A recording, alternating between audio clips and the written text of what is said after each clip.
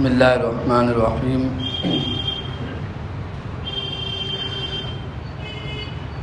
الحمدللہ وحدہ والصلاة والسلام علی من لا نبی بعدہ ولا رسالۃ بعد رسالتی ولا نبوۃ بعد نبوتی ولا کتاب بعد کتابی ولا شریعت بعد شریعتی ولا معصوم بعد عصمتی ولا سنت بعد سنتی ولا امت بعد امتی، اما بعد فاعوذ باللہ من الشیطان الرجیم، بسم اللہ الرحمن الرحیم۔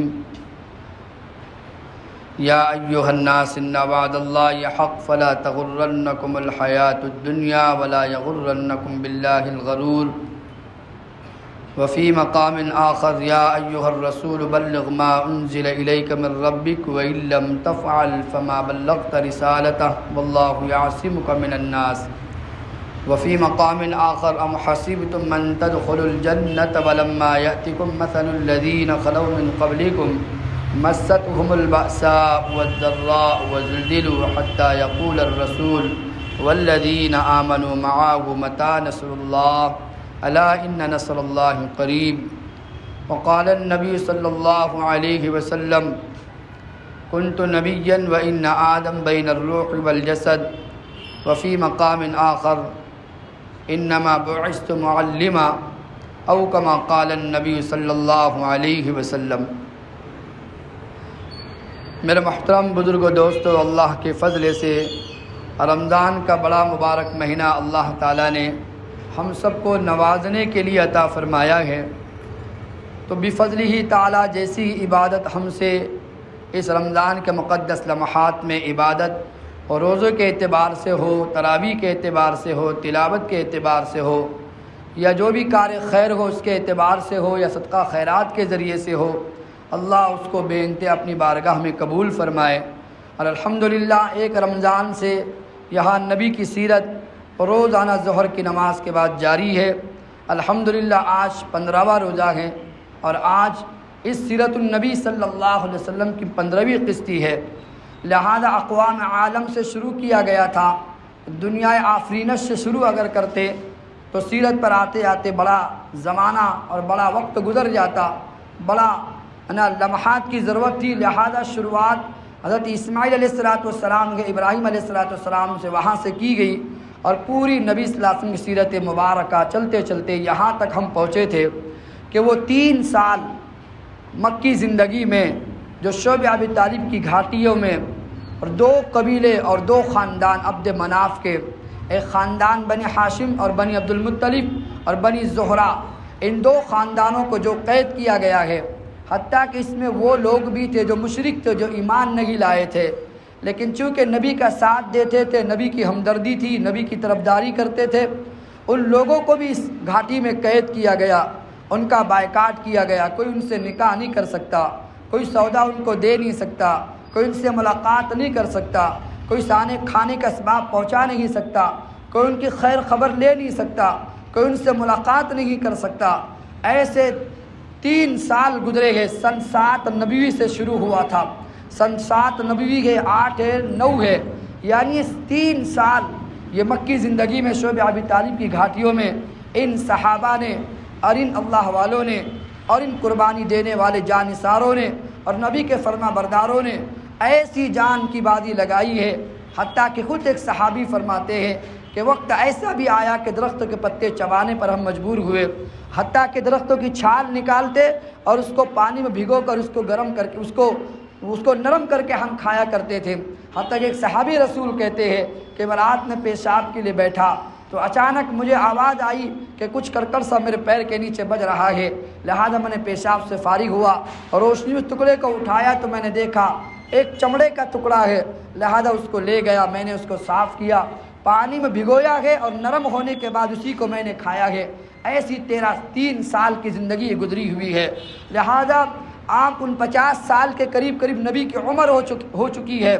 آپ کو پوری تاریخ، پوری سیرت نبی کے سامنے 15 دنوں میں جہاں ہم پہنچے گئے ان 50 سال نبی کی زندگی کے، اب نبی کے سب سے شفیق چاچا بھلے جو ایمان نہ لائے ہو، لہذا جب قید سے اور محصوری سے اور بائیکاٹ سے جب نکلے ہوئے ہیں تو اس کے 1-2 مہینے کے بعد یا اسی سال ملتا ہے کہ سن 9 نبی کے اندر میں نبی کی نبوت کو 9 سال ہو چکے تھے اور نبی کی عمر 49 سال کی ہو چکی تھی، تو چاچا کا آخری وقت آ جاتا ہے۔ لہذا سن 9 نبی کے اندر چاچا ابو طالب دنیا سے جا رہے ہیں۔ ایسے شفیق چاچا جو ایمان نہ لائے، اپنے مذہب پر قائم رہے، لیکن نبی کا کسی لمحہ کسی بھی وقت نبی کا ساتھ نہیں چھوڑا۔ جن مصائب میں نبی مبتلا تھے ان مصائب کو سینے سے لگایا، گلے سے لگایا۔ اسی لیے تو عباس رضی اللہ عنہ فرمایا کرتے، بخاری کی روایت ہے، عباس نے فرمایا تھا نبی سے ایک مرتبہ، یا نبی اللہ، میرے بھائی نے، یعنی عباس کے چچائی تھے، عباس کے بھائی تھے ابو طالب، کہا کہ یا نبی اللہ، میرے بھائی ابو طالب نے آپ کا اتنا ساتھ دیا ہے، تو آپ یہ بتاؤ آپ نے ان کا آخرت کے اعتبار سے کیا ساتھ دیا ہے؟ دنیا میں آپ کے لیے سب کچھ نچھاور کیا، تو آپ نے ان کو کیا دیا؟ یہ جملے کے بخاری شریف کے پہلی جلد کے اللہ کے نبی صلی اللہ علیہ وسلم فرمایا کہ ابو طالب نے سر سے لے کر پیر تک میری دنیا میں حفاظت کی ہے، تو میں نے اللہ سے دعا کی ہے، تو اللہ تعالیٰ نے اسی پیر کو جہاں سے انسان شروع ہوتا ہے، ابو طالب کو جہنم کی گہرائی میں داخل نہیں کرے گا، بلکہ ابو طالب کو ایسی جہنم میں رکھا جائے گا کہ صرف ان کے دونوں پیر جہنم کی آگ سے جل رہے ہوں گے۔ تو عباس نے فرمایا پھر پیر بھی کیوں جل رہے ہیں؟ کہا کہ انہی پیروں کے ذریعے سے وہ ملت ابراہیمی کو چھوڑ کر کفر پر کھڑے ہوئے تھے، لہذا اللہ اس کی پاداش میں ان کے پیروں کو جلائے گا، لیکن چونکہ سارا بدن میری حفاظت میں تھا، اللہ اس بدن کی ضرور حفاظت کریں گے۔ جس نے محمد مصطفیٰ کے لیے ان 50 سال نبی کی زندگی میں خدمت کی ہے، اور نبی کی جو بھی آگوش میں آئے گئے، ابو طالب عبد المطلب کے انتقال کے بعد، عبد المطلب کا انتقال نبی کے جب عمر تھی 8 سال 2 مہینے 12 دن، وہاں سے ان کی خدمت میں آئے ہیں۔ اتنا لمبا زمانہ، 40 سال سے زیادہ زمانہ ہے، اور یہ نبی صلی اللہ علیہ وسلم خدمت کر رہے ہیں، تقریباً 41 سال بنتے ہو گے، لہذا اتنی بڑی نبی صلی اللہ علیہ وسلم خدمت کی ہے، فکر کی ہے، لہذا ان کا واقعہ خود سید حضرت ابن مسیب رضی اللہ عنہ فرماتے ہیں۔ لہذا بخاری کی روایت میں روایت کرتے ہیں کہ بائکاٹ کے 6 مہینے کے بعد جب ابو طالب کا انتقال ہو رہا ہے اور دنیا سے جا رہے ہیں، تو اللہ کے نبی صلی اللہ علیہ وسلم اپنے چاچا سے ملاقات کرنے کے لیے پہنچے ہوئے ہیں، اور ان کے دربار میں پہنچے، ان کی مجلس میں، ان کے گھر میں داخل ہوئے، تو دیکھا ابو جہل پہلے بیٹھا ہوا، عبداللہ بن امیہ بھی پاس بیٹھا ہوا ہے۔ ان کے قریب جا کر نبی داخل ہوئے، نبی نے دیکھا چاچا کا برا حال ہو رہا ہے، اللہ کے نبی صلی اللہ علیہ وسلم بار بار اپنے لبوں کو ان کے کان کے پاس لے جاتے ہیں اور کہتے میرے چاچا ایک مرتبہ میرے کان میں پڑھ دو لا الہ الا اللہ محمد الرسول اللہ صلی اللہ علیہ وسلم، میدان محشر میں خود گواہ بن جاؤں گا اور آپ کی سفارش کروں گا اور آپ کو اللہ کے عذاب سے بچانے کا انتظام کروں گا۔ اللہ کے نبی صلی اللہ علیہ وسلم بار بار کہتے رہے، لیکن جب وہ پڑھنے کو تیار ہو جاتے، بعض روایات میں ابو جہل پاس بیٹھا تھا اور عبداللہ بن امیہ پاس بیٹھا تھا، دونوں سردار تھے، دونوں نے ابو طالب کی طرف دیکھ کر کہا کہ ابو طالب تم عرب کے بڑے سردار، بڑے شہ سوار ہو، اور لگتا ہے بھتیجے کی باتوں میں آ گئے، اور لگتا ہے موت کے ڈر کی وجہ سے تم کلمہ پڑھنے کو تیار ہو رہے ہو، لہذا انہوں نے اس طرح کی باتیں بہکانا شروع کر دی۔ تو لہذا مرنے سے پہلے عبد المطلب نے، ابو طالب نے اپنے بھتیجے کی طرف کر کے کہا کہ اے میرے محمد، اے میرے بیٹے، میرے بھتیجے، یاد رکھنا میں نے تیرا سب کچھ کیا ہے، لیکن یاد رکھنا میں آج کلمہ پڑھ کر تیرے سینے کو ٹھنڈا کر دیتا اگر میری قوم یہ تانا نہ دیتی کہ موت کے ڈر کی وجہ سے بھتیجے کا کلمہ پڑھا ہے، لہذا تم گواہ رہو میں اسی دین پر مرتا ہوں جس پر میں جی رہا تھا، اور اسی حال میں ابو طالب کا انتقال ہو گیا۔ لہذا نبی غمزدہ ہے، پریشان ہے، اللہ نے آیت اتاری ما کان للنبی والذین آمنوا ان یستغفروا للمشرکین ولو کانوا اولی قربى من بعد ما تبین لهم انه الحق من بعد ما تبین لهم انهم اصحاب الجحیم۔ اللہ کے نبی کہہ رہے تھے میں آپ کے لیے آخرت میں سفارش کروں گا، یہ بار بار کہہ رہے تھے۔ اس کے بعد نبی صلی اللہ علیہ وسلم کے چچا کا انتقال ہوا، اللہ نے آیت نازل فرمائی کہ کسی نبی کے لیے مناسب نہیں ہے کہ ان یستغفروا للمشرکین، تو کسی کافر کے لیے استغفار کرے، من بعد ما تبین لهم انهم اصحاب الجحیم، اور پہلے ہے کہ وہ بھلے رشتہ دار تمہارے کیوں نہ ہو۔ لہذا یہ بات تمہیں پتہ چل گئی کہ جب کفر پہ مر گیا ہے اب اس کا ایمان سے کیا لینا دینا ہے، لہذا اب یہ پتہ چل گیا کہ بغیر ایمان کے جانے والا جہنمی ہوتا ہے، لہذا اس کے لیے استغفار نہیں کر سکتے۔ فوراً دوسری آیت بھی نازل ہوتی ہے انک لا تہدی من احببت ولکن اللہ یہدی من یشاء، اے نبی آپ جسے چاہے ایمان نہیں دے سکتے، ہدایت تو اللہ جس کو چاہے اسے عطا کرتے ہیں۔ یہی تو بعد بلال حبشی کہا کرتے تھے کہ اگر ایمان محمد کے ہاتھ میں کبھی ہوتا تو مجھ جیسے کالے کو کہاں ایمان ملنا ہے، ایمان تو اللہ نے اپنے ہاتھ میں رکھا ہے۔ اللہ تعالیٰ صہیب رومی روم سے آنے والا ہے، اللہ اس کو بھی دے رہے ہیں۔ کوئی فارس سے سلمان آ رہا ہے، اللہ اس کو بھی ایمان دے رہے ہیں۔ کوئی حبشہ سے بلال آ رہا ہے، اللہ اس کو بھی ایمان دے رہے ہیں۔ جو جس علاقے سے آ رہا ہے اور غلامی محمد مصطفیٰ کی قبول کرتا ہے تو اللہ تعالیٰ اس کو دنیا اور آخرت دونوں جہاں میں کامیاب کرتے ہیں۔ بہرکیف اس نبی کے چچا کے انتقال کے ایک روایت کے مطابق 3 دن کے بعد، کیونکہ 3 سال جو قید و بند تھا، 7 سال نبی میں 1 محرم میں بائکاٹ شروع ہوا تھا۔ نبوت کے 7ویں سال محرم کے مہینے، محرم، صفر، ربیع الاول، ربیع الاخر، جمادی الاول، جمادی الاخر، اور رجب کے مہینے میں ابو طالب کا انتقال ہوا ہے۔ ابو طالب کا انتقال رجب کے مہینے میں 7 نبی میں انتقال ہوا ہے۔ اس کے 3 دن کے بعد ایک روایت کے مطابق، اور دوسری بخاری کی روایت ہے کہ 2 مہینے کے بعد، 2 مہینے کیا ہوتے ہیں؟ رجب اور شعبان ہوتے ہیں۔ تو رمضان میں خدیجۃ الکبریٰ رضی اللہ عنہا کا انتقال ہو رہا ہے۔ خدیجہ کے حالات آپ جانتے ہیں، ایسے نبی کا ساتھ دینے والی کہ جب نبی کو سب نے دھکے دیے تو اس خدیجہ نے اپنا گھر دیا ہے۔ نبی کو لوگوں نے یتیم کر دیا تھا، نبی یتیم تھے، کسی سہارے کی ضرورت تھی، تو لہذا اپنی آگوش میں لے کر محمد مصطفیٰ کا ساتھ دیا ہے۔ جب اپنے پرائے بن چکے تھے، نبی سے نکاح کر کے ساری زندگی خدمت کی ہوئی ہے، اور جب لوگوں نے دھکے دیے ہیں تو نبی کو تسلی دینے والی کوئی تھی، وہ خدیجۃ الکبریٰ رضی اللہ تعالیٰ عنہا تھی۔ اس خدیجہ کا بھی 65 سال کی عمر میں، اب نبی کی عمر 50 سال کے قریب ہو رہی ہے۔ بعض روایت کے مطابق رمضان کا مہینہ ہے، نبی کی عمر ادھر 50 سال کے قریب ہو چکی ہے، اور خدیجہ کی عمر 65 سال کی ہے۔ 65 سال کی عمر میں خدیجہ کا انتقال ہوا۔ آپ نے سنا ہے نا، نبی کی عمر 25 سال کی تھی، خدیجہ کی عمر 40 سال کی جب دونوں کا نکاح ہوا ہے، لہذا نبی کی عمر 50 سال ہے اور خدیجہ کی عمر 65 سال کی ہے، تو خدیجہ دنیا سے جا رہی ہے۔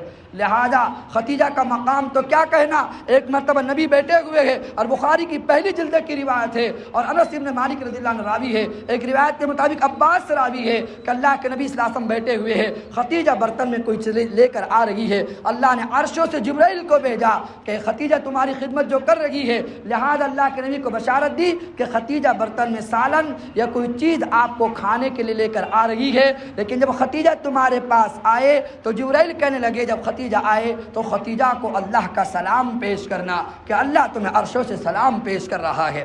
اتنا نچھاور، اتنا مال اللہ کے نبی کی خاطر قربان کیا ہے، اور کہا کہ اللہ کے نبی کہنے لگے کہ خدیجہ تجھے مبارک ہو، اللہ تجھے عرشوں سے سلام پیش کر رہے ہیں۔ خدیجہ پھوٹ کر رونے لگی کہ عرشوں والا خدا مجھے سلام کرتا ہے۔ لہذا کہا کہ دوسری تجھے بشارت ہو، اللہ نے تیرے مرنے سے پہلے جنت میں موتی کا محل تیرے لیے تعمیر کر دیا ہے۔ وہ خدیجہ ہے، اللہ نے ایسا مقام اس خدیجہ کو عطا فرمایا۔ لہذا اس خدیجہ کا بھی انتقال ان 50 سال یا 50 سال کی عمر میں انتقال ہو جاتا ہے۔ اس لیے ایسے حالات نبی صلی اللہ علیہ وسلم پر ٹوٹے گئے، اللہ کے نبی نے اس سال کا نام ہی عام الحزن رکھ دیا، غموں کا سال۔ نہ خدیجہ رہی، نہ چاچا رفیق چاچا رہا۔ اب ان لوگوں کو کھلے محال نبی کو تکلیف دینے کا موقع مل گیا، اور نبی کو پریشان کرنے کا موقع مل گیا، حتیٰ کہ مکہ سے نبی صلی اللہ علیہ وسلم کو نکالنے پر تل گئے۔ نبی صلی اللہ علیہ وسلم کو نکالنے پر مجبور ہو گئے کہ نبی کو مکہ سے نکال دیا جائے۔ ایسے حالات نبی صلی اللہ علیہ وسلم پر آ رہے ہیں۔ لہذا نبی کی بیوی خدیجہ کا جب انتقال ہوا ہے، ادھر رمضان میں انتقال ہوا، شوال کے مہینے میں، چونکہ نبی کے 7 اولاد ہے، ایک کا نام ہے قاسم، جن کی وجہ سے نبی کو ابو القاسم کہا جاتا ہے، دوسرے بیٹے کا نام عبداللہ تھا، اور تیسری بیٹی زینب ہے، اور چوتھی یعنی 4 بیٹیاں ہیں تو پہلی زینب ہوگی، دوسری رقیہ ہے، تیسرے ام کلثوم ہے، اور چوتھی فاطمہ ہے۔ اور پہلے 2 بیٹے، ایک تو ابو القاسم قاسم ہے، دوسرے عبداللہ ہے، اور تیسرے بیٹے کا نام ابراہیم ہے۔ اب یہ چھوٹے چھوٹے بچے، ان کی پرورش کون کرے گا؟ نبی کا نہ چاچا رہا، نہ دادا رہا، نہ ماں رہی، نہ باپ رہا، اور نہ نبی کا کوئی آسرا رہا۔ اور نبی کی جو چہیتی بیوی خدیجہ تھی، جو سہارا بنی ہوئی تھی، وہ بھی دنیا سے چلی گئی، چاچا تھے وہ بھی چلے گئے۔ اب ان بچوں کی دیکھ بھال کیسے ہوگی؟ اللہ کے نبی صلی اللہ علیہ وسلم روایت میں ملتا ہے گھر میں اپنے بچوں کے ساتھ بیٹھے ہوئے ہیں، تو خولہ ایک خاتون ہے جس کو لوگ ممانی کہتے ہیں۔ اپنے گلی محلے میں بہت سارے ماموں ہوتے ہیں جس کو لوگ ماموں کہتے ہیں، ہمارے اقبال ماموں بھی ہے یہاں پر ہے، بہت سارے لوگ ماموں کے لقب سے یاد کرتے ہیں۔ تو اس زمانے مدینے کے اندر خاتون تھی، ان کا نام تھا خولہ، ان کو سارے مدینے والے ممانی کہتے تھے۔ ممانی جو بھی بڑا مسئلہ ہوتا ہے اس کے سامنے رکھا جاتا، وہ ضعیف خاتون تھی۔ لہذا اللہ کے نبی بیٹھے ہوئے ہیں، وہ چلتے چلاتے آئی ہے نبی کے در پر حال معلوم کرنے کے لیے، تو دیکھا نبی اندر پریشان ہیں۔ اور بھئی اقبال بھی ہمارے دوست اس لیے نام لیا بھیا، لہذا کہنے لگی کہ بھئی محمد تجھے کیا ہو گیا، اتنے غم زدہ کیوں ہو؟ کہا کہ خدیجہ دنیا سے چلی گئی، اب میرا کون آسرا ہے، نہ میرا بیوی ہے نہ میرا چاچا رہا۔ اللہ کے نبی رو رہے تھے، تو اللہ کے نبی سے خولہ نے کہا کیا میں تمہارے لیے دوسری عورت کا انتظام نہ کروں؟ تو نبی نے کہا کہ ٹھیک ہے، میرے بچوں کا سہارا بن جائے گی۔ کہا کہ سیبًا ام باکرا، شادی شدہ آپ کو چاہیے یا بغیر شادی شدہ چاہیے؟ نبی نے فرمایا اب تو جو بھی میسر ہو، لیکن کم سے کم میری بیوی دنیا میں نہیں ہے تو میرے بچوں کا گزارا جو آنے والی وہ کر سکیں۔ خولہ کہتی کہ میں باہر نکلی ابھی، اور نبی کے در کے باہر ہی کھڑی تھی، اچانک میری نگاہ سودا رضی اللہ تعالیٰ عنہا پہ پڑ گئی۔ سودا کون ہے آپ سب جانتے ہیں، یہ حبشہ کی پہلی ہجرت میں شامل تھی، ان کے شوہر سکران بن عمرو، یہ وہاں جا کے اللہ کے راستے میں گئے اور وہی ان کا انتقال ہوا ہے۔ اللہ بھی دیکھو کیسی عورتوں کو تسلی دینے کے لیے، اور انشاءاللہ جب عائشہ کا نکاح کا نمبر آئے گا ہم آپ کے سامنے تفصیلاً پورا رکھیں گے کہ 9 ازدواج سے نبی جو نکاح کیا ہے اپنے خواہشات کو پورا کرنے کے لیے، خدا کی قسم نعوذ باللہ کبھی نہ کیا۔ اس نبی کو کیا ضرورت، کیا حاجت ہے، 25 سال کا جوان ہو، 40 سال کی عورت، ادھر 50 سال کی عمر ہے، 50 سال میں بوڑھوں کو کوئی خواہش ہی نہیں رہتی، وہ تو اللہ اللہ میں لگ جاتے ہیں۔ پھر عورتوں سے نکاح وہاں سے ہو رہا ہے، 8 عورتیں نکاح میں آ رہی ہے۔ انشاءاللہ جب عائشہ کا نکاح کا نمبر آئے گا انشاءاللہ ہم وہ تفصیل آپ کے سامنے رکھیں گے، 9 ازدواج سے کس کس حکمتوں کی وجہ سے اللہ نے نکاح کروایا ہے۔ بہرکیف خولہ باہر نکلی تو سودا پہ نگاہ پڑی ہے، سودا کے شوہر کا انتقال ہو چکا تھا، سودا پہ نگاہ پڑی۔ اللہ کے نبی نے کہا اللہم انی اسألک من فجاعت الخیر ونعوذ بک من فجاعت الشر۔ نبی نے دعا کی اللہ اچانک کی کوئی خیر ہو تو میرے حصے مقدر فرما، اچانک کی کوئی اگر شر ہو تو میری اس سے حفاظت فرما۔ بعض لوگ ایسے ہیں بیٹیوں کا رشتہ گھر میں آتا ہے، مناسب بھی لگتا ہے لیکن اپنی بیٹیوں کو نہیں دیتے، انتظار کسی اچھے جوڑے کا کرتے ہیں، پھر وقت ہاتھ سے نکل جاتا ہے۔ اس لیے اللہ سے دعا کرنا چاہیے جو خیر چل کر آ رہی ہے اس کو کیوں ہم اپنے گھر سے ٹھکرائے۔ اگر نکاح نہیں ہوتا تو کم سے کم یہ کوشش کرے، دعا کا اہتمام کرے، اللہم انی اسألک من فجاعت الخیر، اللہ اچانک کی جو خیر میرے حصے میں آ رہی اس کو مقدر فرما، ونعوذ بک من فجاعت الشر، اگر اچانک کی کوئی مصیبت اور کوئی شر میرے گھر میں آ رہا اس سے میری حفاظت فرما۔ اللہ کے نبی کی دعا تھی، اس دعا کو پڑھتے پڑھتے خولہ باہر نکلی ہے، اچانک سودا پہ نگاہ پڑ گئی تو سودا کھڑی تھی، سودا ابشری یا سودا، ارے او اللہ کی بندی سودا، ام مانی چلا رہی ہے، ارے سودا سنتی ہو؟ انہوں نے سنا بھئی کیا ام مانی آپ مجھے کیوں چلا رہی ہو؟ ارے اللہ کی بندی تیرے شوہر کا انتقال ہو گیا ہے تو کیا میں تیرے نکاح کے لیے کوئی جوڑا نہ دیکھوں؟ کہا کہ میں تو بوڑھی ہوں، مجھ سے کون نکاح کرے گا، کہ وہ مکے کا در یتیم محمد مصطفیٰ صلی اللہ علیہ وسلم کا نکاح کا پیغام میں دینا چاہتی ہوں، کیا تجھے قبول ہے؟ تو وہ سجدے میں گر گئی فوراً، کہا کہ اس سے بڑے بھاگ کس کے جاگے کہ اگر میری جوڑی میں محمد مصطفیٰ آتے ہو۔ خدا نے کہا میں جا کے بات کروں، ارے نانا بات نہ کرنا، وہ میرا باپ دیکھو باہر 4 پائی پہ سویا ہوا ہے، پہلے اس سے جا کے پوچھو، اگر وہ اجازت دے، میں اپنے ابا کی اجازت کے بغیر دیکھو محمد مصطفیٰ کا پیغام ہو، اور کہہ رہی کہ جب تک باپ نہ کہے میں نکاح کرنے کو تیار ہاں نہیں بھر سکتی۔ خدا نے کہا کوئی بات نہیں، ابھی جا کے بات کرتی ہو۔ ان کے گھر کا باہر کا جو صحن تھا وہاں 4 پائی بچھا کر ان کے باپ دوپہر میں آرام کرتے تھے، وہ لیٹے ہوئے کہ خولہ دوڑ کر جاتی ہے، اور جب جانے لگی تو سودا نے آواز دی، اور سودا ایسی کھڑی تھی، کعبۃ اللہ کے نبی کے گھر سے قریب تھا تو کعبۃ اللہ بالکل سودا کے سامنے تھا۔ وہ جو دعا خولہ کو بتائی تھی خولہ نے سودا کو بتائی، اور خولہ دعا کر، یہ سودا رضی اللہ تعالیٰ عنہ دعا کر رہی ہے، اللہم انی اسألک من فجاعت الخیر ونعوذ بک من فجاعت الشر، اللہ اچانک کی جو خیر محمد مصطفیٰ کی شکل میں میری آ رہی ہے اللہ اس میں میرے مقدر فرما، میرے بھاگ جاگا کہ میرے مقدر میں محمد نبی کا یہ نکاح مقدر فرما۔ وہ عائشہ وہ سودا دعا کر رہی ہے، ادھر خولہ چلتے چلتے تھوڑی دور گئی، دعا کرنے سے پہلے آواز دی، او خولہ ممانی ادھر آؤ۔ کہا کہ یاد رکھنا جب ابا کے پاس جاؤ نا السلام علیکم مت کہنا، اس کا دماغ آسمان پہ چلا جائے گا، وہ نبی کو نہیں مانتا۔ پھر کیا کرنا؟ کہا کہ صباح الخیر، آپ بولتے نا گڈ مارننگ، یہ صباح الخیر زمانے جاہلیت کا سلام ہے، صبح سویرے گڈ مارننگ، تمہاری صبح اچھی ہو، یہ نہیں ہے السلام علیکم ورحمۃ اللہ وبرکاتہ، یہ ہے گڈ مارننگ، گڈ آفٹر نون، گڈ ایوننگ، یہ کیا ہے؟ زمانے جاہلیت کے سلام ہے، وہ طور طریقے ہے جو وہ کہا کرتے تھے۔ کہا کہ صباح الخیر کہنا، یعنی صبح کی تمہیں ہم خیر کی دعوت دے رہے ہیں، صباح الخیر۔ لہذا یہ پہنچی ہے اور کہا یا صباح الخیر، صباح الخیر، تو اٹھ گئے کہ میرے اپنے یعنی مقابل کی کوئی آئی ہے تو دیکھا خولا، ارے ممانی آؤ آؤ جلدی آؤ جلدی آؤ، بیٹھو بیٹھو، اپنی چارپائی سے اٹھے اور ممانی کو بٹھا دیا اور نیچے بیٹھ گئے۔ کہا کہ کیسے آنا ہوا میرے گھر پہ؟ اب بری خاتون تھی خولا، لہذا خولا نے کہا کہ ایک رشتہ لے کر آئی ہوں۔ کہا کہ کس کا رشتہ؟ تو کہنے لگی کہ محمد مصطفیٰ کا نکاح تیری بیٹی سودا کے لیے لائی ہوں۔ کہا کہ ٹھیک ہے لیکن میری بیٹی مانے گی؟ کہا کہ بیٹی نے تو بھیجا ہے تیری طرف، بیٹی تیار ہے نکاح کرنے کو۔ اب بڑا بھائی اندر بیٹھا ہوا تھا، وہ کوئی کام کر رہا تھا، اس نے کام چھوڑا اور کہا کہ دیکھو میری بہن کا نکاح محمد سے نہیں ہو، اگر شیبہ کا رشتہ ہو تو کہنا، عتبہ کا رشتہ ہو تو کہنا، نضر بن حارث آیا تو کہنا، اگر کوئی مکے کا سردار ہو تو میں کر دوں گا، لیکن میں محمد سے اپنی بہن کا نکاح نہیں کراؤں گا۔ لہذا باپ پریشان ہوگا کہ اس کو کیا ہو گیا، یہ کب سے ولی بن گیا؟ لہذا ہوتے نا کبھی کبھی بیچ میں چاچا رکاوٹ بن جاتا ہے، کبھی ممانی رکاوٹ بن جاتی، کبھی بہن رکاوٹ بن جاتی۔ بہت سارے نوجوان آتے ہیں، عالم صاحب کوئی دعا کرو کہ یہ رکاوٹ دور ہو۔ لہذا وہ رکاوٹ بن گیا کہ دیکھ اگر نکاح، اچھا یہاں بس نہیں کیا، اس نے اندر سے مٹکا نکال کے باہر پھینکا، اندر کے برتن نکال کے باہر پھینکے، اندر کے گلاس پیالے نکال کے باہر توڑ رہا ہے، ایک آپے سے باہر نکل گیا۔ یہ آواز سودا سن رہی تھی، وہ چل کر آئی، ابا سے پوچھا ابا تم تیار ہو؟ کہا کہ میں تیار ہوں۔ ماں تم تیار ہو؟ کہا کہ ہاں میں تیار ہوں۔ کہا کہ بھائی تو کتنا بھی اپنا واویلا کرے لیکن میں محمد سے نکاح کرنے کو تیار ہوں۔ ادھر نبی صلی اللہ علیہ وسلم کا نکاح سودا سے ہو جاتا ہے۔ اس طرح نبی صلی اللہ علیہ وسلم کے نکاح میں سودا آئی ہے۔ پھر سودا تو ضعیف تھی، جب عائشہ سے نکاح ہوا تو سودا نے اپنی باری اما عائشہ کو سپرد کر دی تھی۔ بہرکیف جب یہ نبوت کے 50 سال مکمل ہو رہے ہیں اور نبی کا چاچا دنیا سے چلا گیا اور نبی کی بیوی چہیتی بیوی وہ ختیجہ بھی دنیا سے چلی گئی جو غم خوار تھی، لہذا نبی نے سوچا کیسے تبلیغ کرے، تو مکہ والوں نے شہر سے نکالا ہے۔ اللہ کے نبی نے سن 10 نبی کے بعد وہ ہجرت کا سفر طے کیا ہے طائف کے مقام کی طرف کہ میں وہاں جاؤں اور وہاں جا کر میں دین کی تبلیغ کرتا ہوں۔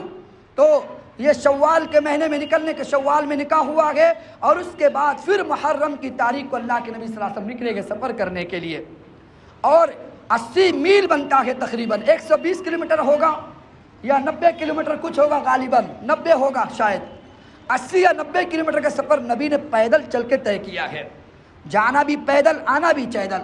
زید بن حارثہ ساتھ میں ہے، منہ بولے بیٹے، اور محمد مصطفیٰ انتظام کرتے گئے اور چلتے چلاتے وہاں پہنچ رہے گئے۔ بنو ثقیف کا قبیلہ وہاں آباد تھا، وہاں پہنچے گئے اور وہاں پہنچ کر 3 سردار جو تینوں سگے بھائی تھے، عبد یعلیل، مسعود اور حبیب، ان تینوں کو اپنے آپ کو پیش کیا کہ میں اللہ کا نبی ہوں، ایک اللہ کی مانو اور میری نبوت کا اقرار کرو، دنیا بھی تمہاری بنے گی آخرت بھی تمہاری سورے گی۔ جب تینوں کے سامنے، اچھا 10 دن نبی نے وہاں قیام کیا ہے، مختلف سرداروں سے وہاں نبی بات کرتے رہے۔ جب نبی ان کے پاس پہنچے، عبد یعلیل کے پاس، مسعود اور حبیب کے پاس، انہوں نے کہا اوہو تیرے اعلیٰ کوئی ملا نہیں اللہ کو جو نبی بنا کر بھیجتے۔ تو دوسرے نے کہا کہ دیکھ میں اگر تو جھوٹا ہے تو میں تجھ سے بات کرنا نہیں چاہتا، ٹھیک ہے۔ تیسرے نے کہا اگر تو حقیقت میں نبی ہے تو پھر تجھ کو جھٹلانا عذاب کو دعوت دینے کے مترادف ہے، لہذا تو یہاں نہ ٹھہرنا، ہماری بستی سے نکل جانا۔ لہذا یوں ہی چھوڑ دیا گیا۔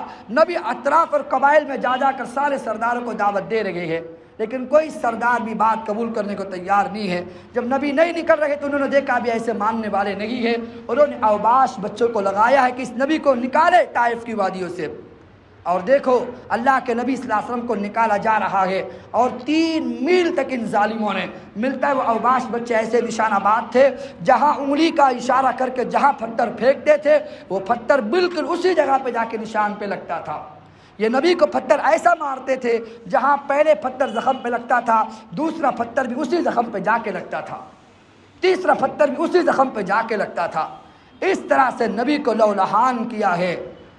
آسمان کے فرشتے کائنات میں 2 مرتبہ روئے ہیں، ایک جب ایک بوڑھا باپ اپنے بچے اسماعیل کو چھری کے نیچے سے گزار رہا ہے تب آسمان کے فرشتے روئے ہیں، اور دوسری مرتبہ جب طائف کی وادی محمد مصطفیٰ کو پتھر پڑ رہے تھے، آسمان کے سارے فرشتے روئے ہیں کہ جن کی وجہ سے زمین کو بچھاوٹ، آسمان کو بلندی ملی اور ان ظالموں کو جینے کا سہارا ملا، اسی محمد کو پتھر مارتے ہیں۔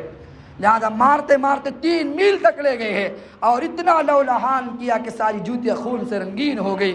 اس سے مولانا علی ندوی رحمۃ اللہ علیہ فرمایا کرتے، ارے ظالموں، جب تم طائف کی وادی میں کھڑے ہوتے ہو اور میرے حبیب کے حالات پڑھتے ہو تو تمہاری نگاہ جا کر تمہاری نظر میرے نبی کے قدموں پہ کیوں جم جاتی ہے کہ میرے نبی کے قدم خون سے لبریز اور خون سے آلود ہو گئے؟ کاش تم اس دن میرے نبی کے جسم سے کرتا نکال کے دیکھتے، تب تمہیں پتہ چلتا۔ لوگ روزانہ غسل پانی سے کرتے ہیں، آج کائنات کے سردار نے غسل خود کے خون سے کیا ہوا ہے۔ اللہ نے ایسے حالات کائنات کے سردار پہ ڈالے۔ یہ دین محبوب نہیں ہے تو اور کیا ہے؟ اتنے حالات کی چکی میں نبی کو ڈالا جا رہا ہے، ورنہ انگلی کا اشارہ ہو سورج پلٹ کر آ رہا ہے، انگلی کا اشارہ ہو چاند 2 ٹکڑے ہو رہا ہو، انگلی کا اشارہ ہو درخت چل کر آ رہے ہو، انگلی کا اشارہ ہو ٹہنی اتر کر نبوت کی گواہی دیتی ہے، انگلی کا اشارہ ہو وہ شیر راستے دے رہا ہو، انگلی کا اشارہ ہو کوڑی کی سفیدی ختم ہوتی ہے، ہاتھ کا اشارہ ہو چہرے کی بینائی واپس لوٹ آتی ہے، ہاتھ کا اشارہ ہو پانی جو چھوٹا سا پیالہ ہے اس کو 70 صحابہ پی رہے ہیں، انگلی کا اشارہ ہو کسی صحابی کی ٹوٹی ہوئی ران کی ہڈی دوبارہ جڑ جاتی ہے، اگر انگلی کا اشارہ ہے اللہ قتادہ کی پھوٹی ہوئی آنکھ کو غزوہ احد کے اندر نبی کے ہاتھ لگنے کی برکت سے اللہ تعالیٰ پہلے آخرہ حسین بنا دیتے ہیں، اگر ہاتھ کا اشارہ ہو کسی بکری کے تھن پہ لگتا ہے، وہ بکری جانتی کہ روزانہ میرے دودھ کو خباب ابن عرد دھوتے ہیں، لیکن آج ہاتھ محمد مصطفیٰ کے لگے ہیں، وہ بھی دودھ سے لبریز ہوتی ہے، پوری کائنات نبی کو جانتی ہے، تو کیا یہ لوگ نہیں جانتے یہ کیوں نبی کو مار رہے ہیں؟ یہ حالات نبی پر ڈالے گئے، حتیٰ کہ 3 میل تک زید بن حارثہ اپنا سر بیچ میں لاتے تھے اور نبی کو بچانے کی کوشش کرتے تھے، حتیٰ کہ زید بن حارثہ بے ہوش ہو گئے، اتنا سر جسم اور چہرہ زخمی ہو گیا، زید بن حارثہ زمین پہ گر گئے۔ نبی جب زمین پر لڑکھڑا کے گرتے، وہ ظالم بچے نبی کو دوبارہ کھڑے کرتے اور بچوں سے کہتے کہ اس نبی کو مارو، وہ تالیاں پیٹتے گالیاں دیتے اور نبی کو نشانوں سے مارتے۔ 3 میل تک وہ وہاں سے مکہ سے باہر، مکہ کے تھوڑی دور پر 3 میل کی دوری پر شیبہ رتبہ کا ایک باغ تھا، وہاں پر نبی صلی اللہ علیہ وسلم جا رہے ہیں، اس باغ سے یہ لوگ واپس ہوئے ہیں۔ نبی ایک دیوار تھی باغ کے اندر، دیوار کو ٹیک لگاتے ہیں، سامنے ایک درخت ہے وہ انگور کا، اس درخت کے سائے میں بیٹھ جاتے ہیں اور اپنے زخموں کی چورت کا بنا لاتے ہیں، نبی دھاڑے مار مار کے رو رہے ہیں۔ وہی فرشتہ آتا ہے اللہ کا، آسمان سے فرشتہ اترتا ہے اور فرشتہ اتر کر معاف کرنا، نبی نے وہی دعا کرنی شروع کی اللہ کے سامنے، اللہم اشکو الیک ضعف قوتی وقلت حیلتی وحوانی علی الناس، اللہ تعالیٰ میں اپنے کمزوری کی آپ کے پاس شکایت کرتا ہوں، آپ نے مجھے کس کے سپرد کر دیا؟ اگر آپ مجھ سے ناراض نہیں تو مجھے کسی کوئی غم نہیں ہے، ایسے دشمن کی طرف جس کو آپ نے مجھ پر قابو دے دیا، اے ارحم الراحمین، اے ضعفاء کے رب، اگر تم مجھ سے راضی ہے تو فلا ابالی، مجھے کسی کی کوئی حاجت نہیں ہے۔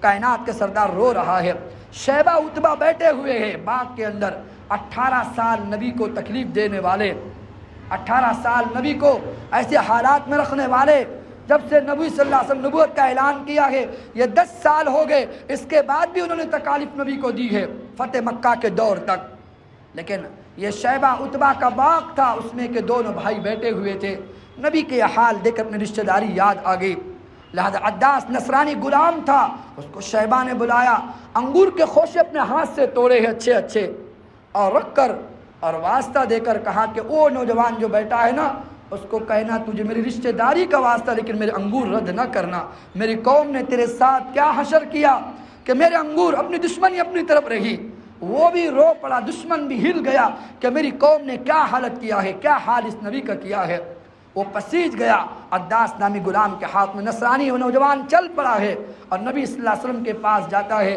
اللہ کے نبی کے سامنے انگور پیش کرتا ہے، انگور نبی صلی اللہ علیہ وسلم نے اوپر دیکھے اور ایک انگور کو توڑا ہے اور بسم اللہ الرحمن الرحیم پڑھ کے کھایا، جب نبی نے منہ میں ڈالا انگور کو بسم اللہ پڑھ کے، عداس نے کہا کہ یہ جو آپ نے پڑھا ہے میں نے تو کبھی نہیں سنا، ہمارے علاقے میں بسم اللہ کوئی نہیں پڑھتا ہے، کہا کہ آپ کون ہو؟ تو کہا، نبی نے فرمایا تم کون ہو؟ کہا کہ میں ایک غلام ہوں، کہاں کے رہنے والے ہو؟ کہا کہ نینوا۔ اللہ کے نبی فرمایا او ہو میرے بھائی یونس کے علاقے کے ہو جہاں اللہ نے یونس کو نبی بنا کر بھیجا تھا، ابھی تو نصرانی ہے، یہ جانتے ہیں کہ نبی کو نبی جانتا ہے، ولی کو ولی جانتا ہے، کتب کو کتب جانتا ہے، ابدال کو ابدال جانتا ہے، لہذا کہا کہ یہ نبی ہے، اگر یہ کہہ رہے کہ یونس ابن متہ نبی ہے، یہ سچا نبی ہے۔ اور فوراً اس عداس نے کہا تمہیں کیسے خبر؟ کہا کہ جیسے اللہ نے اس کو نبی بنا کر بھیجا، اللہ نے مجھے بھی نبی بنا کر بھیجا ہے۔ عداس فوراً وہی کلمہ پڑھ کے اسلام میں، بعض روایت میں آتا ہے عداس وہی کلمہ پڑھ کے اسلام میں داخل ہوتا ہے، بعض روایت میں کہ بعد میں کلمہ پڑھا ہے، لیکن جو بھی ہو عداس کا دل پسیج جاتا ہے۔ عداس خوشی خوشی واپس آتا ہے تو شیبہ عتبہ نے دیکھا کہ او عداس، جو گیا تھا وہ چہرہ واپس نہیں آیا، یعنی تم تو بدلے بدلے معلوم ہوتے ہو۔ کہا کہ یاد رکھنا وہ جو نبی ہے وہ سچا نبی ہے، اور میں تم کو گواہی دیتا ہوں کہ وہ نبی کو اللہ حکومت دے گا اور تم سب ایک مقام پر سارے کے سارے قتل کیے جاؤ گے۔ وہ اشارہ بدر کے میدان کی طرف کر رہا تھا۔ اللہ کے نبی صلی اللہ علیہ وسلم وہاں 10 دن قیام نبی نے کیا ہے۔ پھر نبی جب باغ سے باہر نکلے ہیں تو مقام ثعلب کے قریب قرن ثعلب کے پاس پہنچے گئے تو آسمان پر بادل کا سایہ نبی کے سر پہ ہو گیا۔ تو جو ہی نبی نے سر اٹھا کے دیکھا تو فہو جبرائیل، تو جبرائیل اس آسمان بادلوں کے اندر ہے، اور جبرائیل نیچے اتر رہے ہیں۔ ایک فرشتہ، پہاڑوں کا فرشتہ جبال الملائکہ نبی صلی اللہ علیہ وسلم کے پاس آیا ہے اور سلام پیش کرتا ہے، یا نبی اللہ آپ کو تسلی دینے کے لیے سلام پیش کر رہے ہیں، اور اللہ نے مجھے حکم دے کر بھیجا ہے، آپ حکم دو۔ یہ جبل ابی قبیس اور جبل قینقان، یہ دونوں جو پہاڑ ہیں، آپ حکم تو کرے، ہم دونوں پہاڑوں کو ملاتے ہیں، اور ان دونوں اخشبین، دو پہاڑ کہا جاتا، اخشبین وہ پہاڑوں کا نام تھا، ان پہاڑوں کے درمیان جو بستی آباد تھی طائف کی، اللہ نے حکم دیا کہ حکم تو کرے، ہم دو پروں کے ذریعے سے بستی کو ملا دیتے ہیں اور ساری بستی کو بیچ میں پیس کے رکھ دیتے ہیں۔ اللہم اہد قومی فإنہم لا یعلمون، میں بد دعا نہیں دیتا بلکہ اللہ کے سامنے دعا کرے، اللہ میری قوم کو معاف فرما، وہ مجھے نہیں جانتے کہ میں کیوں پتھر کھا رہا ہوں، میں کیوں دعوت دے رہا ہوں، اللہ میری قوم کو معاف فرما۔ اگر یہ نہ کلمہ پڑھے تو کوئی بات نہیں ہے، ان کی نسل آئے گی جو بعد میں مجھ پہ کلمہ پڑھے گی اور مجھ پر ایمان لائے گی۔ اللہ کے نبی صلی اللہ علیہ وسلم ان کے لیے دعائیں دے کے وہاں نکلے ہیں۔ پھر علماء نے فرمایا قاسم کہاں سے آئے ہیں؟ طائف سے تو آئے تھے، قاسم محمد بن قاسم طائف سے چل کر آئے تھے۔ مکہ کی وادی میں اللہ نے ایمان پھیلایا ہے، آج بھی جماعتیں جاتی ہے، جب جماعت کے ساتھ ملاقات کرتے پوچھتے تم کون ہو؟ کہا کہ ابھی جماعت آئی، 2 سال کی چل کر گئی ہے جماعت، اور دوسرے سال کی جماعت طائف کی وادی میں وقت لگا کر آئی ہے۔ ایک صاحب سے ملاقات ہوئی، اس نے کہا میں طائف کا رہنے والا ہوں، جو پھوٹ پھوٹ کر رونا شروع کیا، کہا کہ نبی ہمارے در پہ آیا تھا، ہم نے پتھروں سے لہو کیا تھا، اللہ ہمیں معاف کرے گا نہیں کرے گا، ہم نے اس نبی کا کیا حشر کیا تھا، اب دین زندہ ہو رہا ہے تو وہ رو رہے کہ ہمارا نبی ہمارے خاطر کتنی تکالیف اٹھا کے گیا ہے۔ اللہ کے نبی آگے چل رہے، مقام نخلا ایک علاقہ آتا ہے مکہ سے پہلے، نبی غموں سے ڈوبے ہوئے ہیں۔ اب کیا پہاڑ ہے، اس یتیم بچے سے پوچھو تو صحیح، جہاں سے اس نے ہوش سنبھالا یہاں تک آنے تک روز جو نبی کی 51 اور 50 سال کی جو عمر ہو رہی ہے، کتنے حالات کی چکی نبی پریشان کر، میں امید لے کر گیا تھا کہ طائف کے لوگ عبد یالیل، مسعود اور حبیب کلمہ پڑھتے، میرے ماموں کا جو رشتہ داری ہے حلیمہ وہی کے رہنے والی ہے، تو میری ننیالی رشتہ ہے، رضائی اعتبار سے وہ کلمہ پڑھ لیتے، مجھے طاقت مل جاتی اور مکہ والوں کو جا کے میں پھر سے دعوت دیتا۔ اب میں کیسے مکہ میں داخل ہوں؟ نبی اسی پریشانی میں چل رہے تھے، وہ فرشتے واپس چلے گئے۔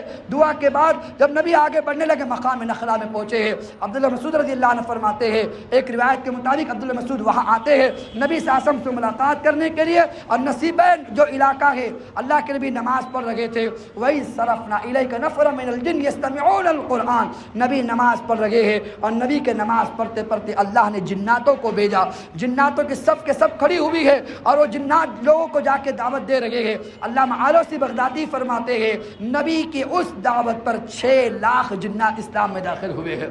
اللہ نے بتایا کہ اے نبی، میری ایک مخلوق تو نہیں ہے، اگر وہ آپ کے ہاتھ پہ کلمہ نہیں پڑھتے، ہم نے یہ ان کو کلمہ پڑھا کے آپ کو تسلی دی ہے، اتنی مخلوقات میری ہے، اب غم نہ کرے۔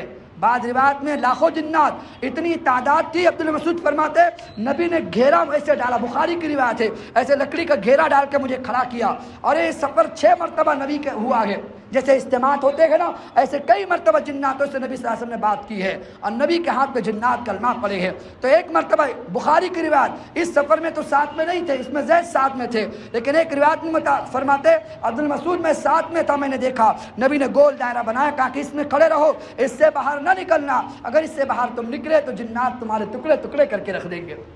اس سے کہ جنات کتنا ہی کتب ابدال کیوں نہ ہو، لیکن چونکہ آگ سے بنا ہے، آگ کی لو سے بنا ہے، فی نفسی اس میں فطرت لوگوں کو تکلیف دینے کی ہوتی ہے۔ لہذا یہ لوگ بولتے نا کہ ہمارے قبضے میں جنات ہے، عقل میں بات نہیں آتی، اتنی بڑی مخلوق آپ کے قبضے میں ضرور ہے، لیکن تھوڑی سی غلطی میرے آپ سے ہو جائے تو بچے کو تماشا لگاتے کہ نہیں لگاتے؟ پھر ان کو پھٹکے کیوں نہیں پڑتے؟ اور جو علم غیب بتاتے کہ ہمیں علم غیب ہے، اور وہ آنے والا جو معقل ہوتا ہے اس سے پوچھ رہے ہوتے ہیں اور بتاتے تیرے گھر پہ فلاں بابے نے یہ کر دیا، قریبی رشتہ دار نے یہ کر دیا، فلانی جو تیرے پڑوس میں رہتی اس نے کر دیا۔ یہ کرنے کرانے والے اپنوں کو ملے کبھی؟ آپ کو مجھے کیوں نہیں ملتے، ان کو کیوں مل جاتے ہیں؟ اور غیب کی باتیں بتا رہے ہوتے ہیں۔ جنات سے پوچھو جا کے تمہیں غیب کا علم ہے؟ جنات کہیں گا فلما قضینا علیہ الموت ما دلهم على موت الا دابۃ الارض تاکل من ساتا فلما خر تبینت الجن ان لو كانوا يعلمون الغیب ما لبثوا في العذاب المهین۔ اللہ تعالیٰ فرما رہے ہیں کہ یہ جنات کہتے ہیں کہ جب اللہ تعالیٰ نے سلیمان علیہ السلام کی موت کا وقت قریب کیا ہے تو سلیمان نے دیکھا بیت المقدس بن رہا ہے، اور بیت المقدس بنتے بنتے اگر میں مر جاؤں یہ جنات جو میرے قبضے میں یہ ساتھ چھوڑ کے بھاگ جائے گے اور بیت المقدس ادھورا رہ جائے گا۔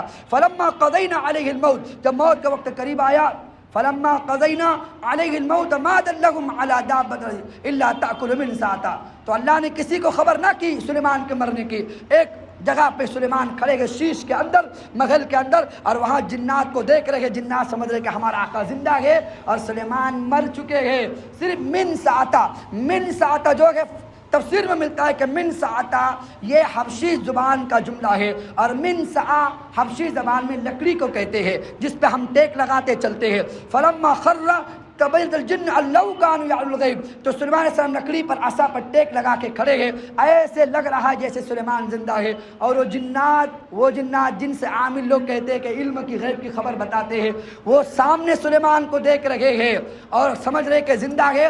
40 دن گزر گئے، اللہ نے کسی کو علم نہ ہونے دیا سوائے ایک دیمک کے کیڑے کے۔ وہ دیمک کے کیڑے کو خبر ہو گئی کہ سلیمان مر چکے ہیں۔ دیمک کے کیڑوں کی ایک خاص بات ہے، اگر لکڑی آپ ہاتھ میں پکڑو کتنے کی دیمک کے اندر کھڑی کیوں نہ کر دو، خدا کی قسم اس کو دیمک نہیں لگتا، لیکن اس کو یقین ہو کہ یہ لکڑی کسی انسان کے ہاتھ میں لگی ہے، دیمک فوراً لکڑی کو کھوکھلا کر کے رکھ دیتا ہے۔ اللہ نے بتا دیا کہ سلیمان مر چکے ہیں، دیمک نے کھانا شروع کیا ہے، اور کھوکھلا کرتے کرتے جب اوپر تک آئے گئے تو چونکہ لکڑی کھوکھلی ہو چکی ہے، اب سلیمان کا وزن جو گرا ہے تو 40 دن کے بعد زمین پہ گرے ہیں، تو پتہ چلا یہ تو کب سے مرے ہوئے تھے۔ تو کیا کہہ رہے جنات، میں آپ کو بتانا چاہ رہا ہوں، فلما خر تبینت الجن، جب سلیمان گرے گئے تبینت الجن، اب جنات کو پتا چلا تو جنات کہنے لگے اللہ کانوا یعلمون الغیب ما لبثوا فی العذاب المہین، اگر ہمیں پتا ہوتا یہ مر چکے ہیں تو ہم کب سے بھاگ چکے ہوتے، لیکن ہمارا ستیہ ناش ہو، ہم اس کو زندہ سمجھتے رہے اور ہم 40 دن تک بہکا میں کام کرتے رہے۔ اپنے گھر کا ستیہ ناش کبھی کرنا ہو تو کسی عامل کو گھر میں لے کر آؤ، دیکھو کیسا گھر کا ستیہ ناش کر کے جائے گا۔ کس کے آنگ میں نہ ہو تب بھی آنگ میں لائے گا وہ۔ میرے پاس 1 سال پہلے ایک نوجوان آیا جالنا سے، وہ آ کر کہنے لگا عالم صاحب اتنا رو رہا، میرے 2 چھوٹے چھوٹے بچے ہیں اور چند سال پہلے میرا نکاح ہوا، اور کہنے لگا کہ میں کام کو گیا ہوا تھا، ہمارے پڑوس میں ایک خاتون کے بدن میں کچھ اثرات تھے، انہوں نے عامل کو بلایا، عامل نے اس کو بٹھایا، عورتیں بھی تماشا دیکھنے چلی گئی، میری بیوی بھی تماشا دیکھنے دروازے پر کھڑی ہے، ان کے دروازے پر، لہذا وہ اس کو نکالنے کی کوشش کر رہا ہے، اس کا تو اندر کا کچھ نہیں نکلا، میری بیوی کا اندر کا باہر نکل گیا، اور ایسا بھی نکلا ہے کہ نہ مجھے پہچان رہی نہ میرے بچوں کو پہچان رہی، طلاق دینے کی باتیں کرتی ہے۔ اور اس کے پوچھنے کے 1.5-2 مہینے کے بعد فون آیا کہ اس نے مجھ سے خلا لیا ہے، بچے بھی چھوڑ دیے اور اس نے مجھے بھی چھوڑ دیا ہے۔ گھر کا ستیہ ناش کرنا۔ ناسک سے ایک مرتبہ فون آیا 1.5 سال پہلے، اور وہ خود شوہر کہہ رہا کہ میرے ایک لڑکی سے نکاح کا پیغام آیا، رسم ہو گئی ہماری۔ ایسے ہزاروں داستان میں اپنی بات کی طرف آرہا، آخری بات کہہ کے، لہذا اس نے کہا کہ ابھی 1.5-2 مہینہ 1 سال پہلے میرا رسم ہو گیا ہے، میں اپنی جو ہونے والی بیوی سے بات کرتا ہوں، لہذا اس کو کچھ بیماری ہے، تو میرا ایک دوست ہے ناسک کے اندر، اور وہ بہت بڑا عامل ہے، لوگوں نے مجھے بتایا، اس دوست نے مجھے بتایا کہ بڑا عامل ہے، تو اپنی بیوی کو وہاں بھیج دے، اس کا علاج ہو جائے گا۔ اور وہ عامل صرف 3.5 فٹ کا ہے، اس کی اونچائی کتنی ہے؟ 3.5 فٹ کی، وہ پست قد ہے، اور اس کی عمر 53 سال کی ہے، حتیٰ کہ اس کا ڈائپر تک اس کی والدہ بدلتی ہے، اتنا گندا رہتا ہے۔ اور یہ نوجوان لڑکی پہنچی ہے ناسک، اور وہاں جانے کا اور اس کا علاج کرنے کے لیے اللہ جانے ماں بھی ساتھ میں، بیٹی بھی ساتھ میں ہے۔ اس نوجوان بچے کا روتے روتے مجھے فون آیا تو اس نے داستان سنائی تھی کہا کہ میں نے بھیجا، وہ گئی ہے وہاں پر، اس نے ایسا سحر کیا، بنگالی جادوگر تھا، ایسا سحر کیا، اس لڑکی سے اس نے وہی نکاح کیا ہے، اور ماں بھی نکاح کرنے کو تیار ہوئی اور وہ بیٹی بھی نکاح کرنے کو تیار ہوئی۔ وہ جو رسم اس سے ہوا، نکاح اس کے ساتھ ہوا۔ تو سحر جادو کے ذریعے سے گھر کا ستیہ ناش کرنا ہے۔ ہاں آپ پانی پڑوا کے لے سکتے ہو، دم کر کے لے سکتے ہو، لیکن گھر میں عامل کو لانا، گھر کا ستیہ ناش کرنا ہے۔ علم غیب اللہ کی ذات کا کسی کو نہیں ہوتا۔ آپ کہتے وہ رومال تھوڑا سا پردہ ہلے، کھڑکی ہلی، کوئی ماموں تو نہیں دیکھ رہا وہاں سے، تھوڑا سا کچھ ہلچل ہو یا کوئی آ تو نہیں گیا، ایسا ڈر خوف انسان وساوس میں پڑا ہوا ہے، اپنے کی ڈر کی وجہ سے وہ جی رہا ہوتا ہے۔ اس کے لیے اس بہکاوے سے باہر نکالنا، اس کی کوئی حقیقت نہیں ہے۔ علم غیب اللہ کی ذات کے علاوہ کسی نبی کو بھی نہیں ہے۔ سن لو آگے کی بات، قُلْ لَوْ عَالَمُ الْغَيْبِ لَاسْتَكْثَرْتُ مِنَ الْخَيْرِ، اللہ کے نبی اس کے اللہ فرما رہے 90 پارے کے اندر، ان لوگوں سے کہو اگر مجھے علم غیب ہوتا لَاسْتَكْثَرْتُ مِنَ الْخَيْرِ، ساری بھلائی محمد کے در پہ ہوتی، کبھی کوئی مصیبت نہیں آتی، لیکن مجھے تھوڑی پتا یہ گڑھا کھودا گیا ابن قمیہ نے احد کے میدان کے اندر، نبی گزرتے گزرتے گڑھے میں گزرے ہیں، گڑھے میں گرے ہیں، اور فوراً نبی گڑھے میں جا کر نبی کے دندان شہید ہوئے، نبی کی گردن پہ چوٹ لگی ہے اور رخسار میں 2 داغ شہید ہو چکے ہیں۔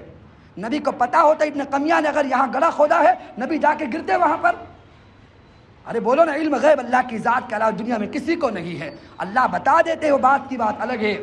لہذا اللہ کے نبی کی بیوی کا ہار گم گیا، اور ہار تلاش کرنے صحابہ نکلے ہوئے ہیں، سارے ہار کو جنگل میں تلاش کر رہے ہیں، نبی اونٹنی پر بیٹھے ہیں، جب نبی نے اونٹنی کو اٹھایا ہے، اسی اونٹنی کے نیچے ہار پڑا ہوا تھا۔